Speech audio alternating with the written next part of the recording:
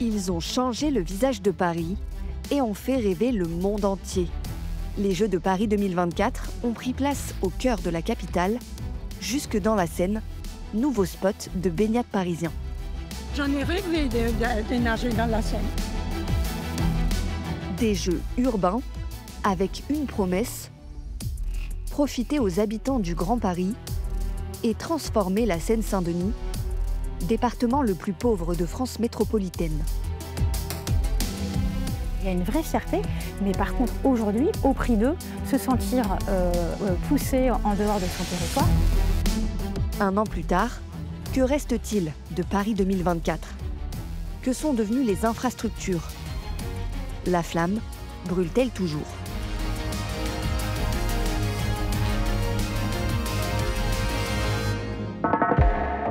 Quatre bassins, 10 lignes de nage, jusqu'à 5000 places assises. En juin dernier, le centre aquatique olympique a ouvert ses portes au grand public. Ça fait quelque chose quand même de nager là où les athlètes olympiques ont nagé et vraiment l'équipement est vraiment très bien. Elle est super agréable avec ce bois et cette lumière. Construite pour les Jeux, pour un budget colossal de 175 millions d'euros, la plus grande piscine de France a accueilli en 2024 les épreuves de plongeon, de natation artistique et de water-polo.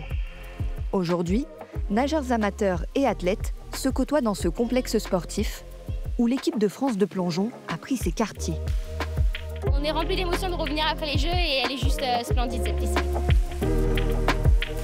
C'est la première fois en France qu'on a une piscine comme ça, piscine olympique avec qui est aux normes. Ça veut dire autant de tremplins où on peut faire du synchro à 3 mètres et aussi à 10 mètres. On a vraiment l'ambition de créer un club fort et en fait on espère vraiment qu'avec cet héritage et cette piscine, on va réussir à reformer aussi nos futurs plongeurs de demain et à recréer un peu plus de stimulation pour notre discipline. Former les plongeurs de demain, mais aussi initier les enfants de Seine-Saint-Denis à la natation. Dans ce département, un enfant sur 2 ne sait pas nager à l'entrée en 6e. Attention, on va commencer à avancer en petit crabe dans 3, 2, 1, c'est parti, go! En termes aquatiques, le territoire de la Seine-Saint-Denis, Saint-Denis était des zones carencées. Dorénavant, ici à Saint-Denis, à Pleine Commune, grâce à l'héritage olympique, on va avoir rattrapé ce retard en termes de possibilités d'accès à un espace aquatique. Et on continue. Évidemment que c'est une priorité parce que c'est insupportable de voir nos adultes, bien sûr, mais encore pire nos enfants qui n'apprennent pas à nager. C'est un facteur de discrimination supplémentaire. Très bien, et on fait des battements sans poser les pieds au sol. 2, 3, 4, ok, c'est bien. C'est très bien du coup, effectivement on n'avait pas d'offre dans le quartier, donc là on a saisi un peu l'occasion. Parce que jusqu'à présent c'était compliqué d'aller à la piscine et donc ils ne savaient pas forcément toujours bien se débrouiller dans l'eau. Mais là voilà, on apprend, c'est la première étape et il va progresser petit à petit. Des stages de natation bien accueillis, mais les prix d'entrée restent chers pour les habitants du département le plus pauvre de France métropolitaine.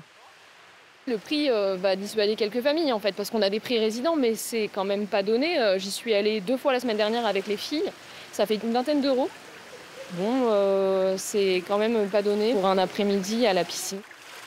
Selon Jade Lingard, habitante de Seine-Saint-Denis et journaliste à Mediapart, la rentabilité du site a fait oublier la promesse de départ, rendre la piscine accessible à tous. Il ne suffit pas de créer une belle piscine pour que les gens apprennent à nager. En fait, il faut des profs de sport, il faut que la tarification, que la billetterie soit accessible aux personnes, il faut qu'on puisse se rendre facilement à cette piscine. Donc en fait, l'équipement en soi, c'est juste une toute petite partie de ce qui permet d'accéder au sport. Et le problème, c'est que ces JO ont des logiques hyper événementielles, spectaculaires. On va construire un beau bâtiment, l'inaugurer, faire de la pub autour, et puis derrière, qui va vraiment y aller, qui va vraiment l'utiliser, ça n'est plus qu'une question de rentabilité financière. Mais pour la métropole du Grand Paris, le centre aquatique olympique fait partie d'un projet plus global. Notre objectif, ce n'était pas seulement d'accueillir un équipement aussi merveilleux soit-il, mais c'était surtout de participer à la dynamique de transformation du quartier, du territoire et de l'ensemble du département. Et donc quand on met bout à bout le centre aquatique olympique, le Stade de France, le village des athlètes, le village des médias, eh bien c'est toute cette dynamique de transformation, de rénovation urbaine qui a été accélérée par les Jeux. Transformer la Seine-Saint-Denis, notamment à travers 2 nouveaux écoquartiers. Le village des athlètes, situé à la croisée des villes de Saint-Denis, Saint-Ouen et de l'île Saint-Denis, et le village des médias, situé sur la commune de Duny. Le village des athlètes, où 14 500 sportifs ont résidé pendant les Jeux, achève sa reconversion. 2800 logements, des bureaux et commerces, 2 écoles et des espaces verts. Moins d'1 an de travaux pour un chantier monumental. Allez, Merci. on visite. Un T3. Donc les cloisons modulaires, elles ont été évidemment désinstallées. La kitchenette est posée. Ce logement, il a été découpé finalement pour permettre davantage de chambres. C'est-à-dire qu'il y a eu des pièces qui aujourd'hui existent, par exemple une cuisine derrière moi. Cette cuisine n'existait pas. L'idée est de rendre finalement ces logements habitables dans un format familial. Sur les 2800 logements disponibles, environ 1000 ont été rachetés par le bailleur social CDC Habitat. Dernier sprint, avant l'arrivée à l'automne de 6000 habitants et de milliers de salariés pour les futurs commerces.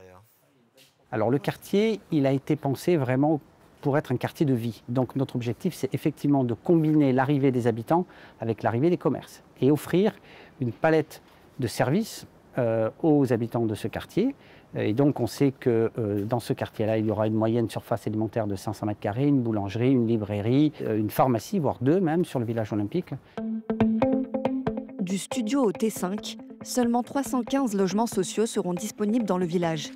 La majorité des logements est vendue par des promoteurs à 6 000 € le mètre carré. C'est plus que la moyenne du prix d'achat d'un logement à Saint-Denis, autour de 4 000 € le mètre carré. Et aujourd'hui, ce qu'on voit, c'est que ces logements, ils sont accessibles uniquement à des personnes qui appartiennent à la classe moyenne supérieure et donc pas aux habitantes et aux habitants typiques de ces territoires de Seine-Saint-Denis. La Solidéo, la société de livraison des ouvrages olympiques, défend l'idée d'un quartier mixte. On propose à la fois du locatif intermédiaire, du logement social, de l'accession.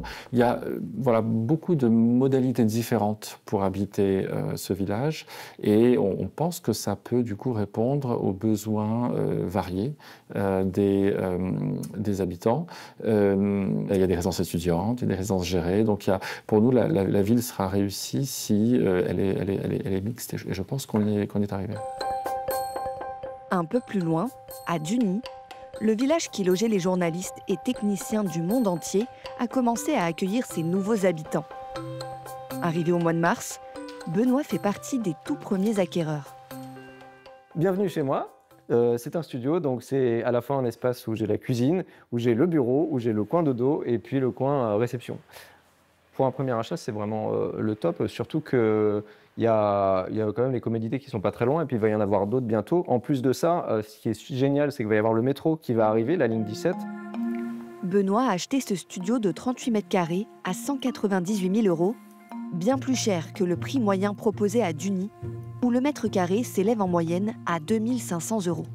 Par rapport à l'endroit, oui, c'est cher, parce que quand j'avais regardé par rapport aux estimations immobilières, c'était quasiment 2 fois le prix au mètre carré de Duny. C'est justifié dans la mesure où il va y avoir le Grand Paris Express et dans la mesure où c'est dans un cadre nouveau. Et puis c'est aussi que c'est propre, c'est fait par un gros promoteur. Et donc, a priori, il n'est pas censé y avoir de gros problèmes. Sur ce village, qui comptera en tout 1500 logements, 1000 m² de commerce et services étaient censés arriver en même temps que les habitants. Avant d'aménager, on nous avait dit qu'il y aurait des magasins, des G20, des boulangeries et une pharmacie. Mais malheureusement, non, jusqu'à maintenant, il y a toujours des travaux dans ces locaux. C'est un peu pénible. Ce retard à l'allumage, Raja Tata en sait quelque chose. C'est ça qu'ils nous ont promis. Vous voyez la réalité? Regardez autour de vous, il n'y a rien. C'est vide. Aucune vie. La commerçante, en plein travaux, doit ouvrir prochainement une boulangerie. Mais pour elle, le rêve olympique a viré au cauchemar. À aucun moment, le bailleur m'a dit qu'il ne pouvait pas me donner les clés aux dates prévues. Du coup, je me suis engagée vis-à-vis de la banque, des dossiers chez la banque, les fournisseurs. On m'a donné un local non électrifié, pas totalement aux normes. Franchement, ça m'a coûté énormément d'argent. Ça m'a torturée. J'ai été au bord de la dépression. Radja espère enfin apercevoir la ligne d'arrivée et pouvoir ouvrir son commerce avant septembre.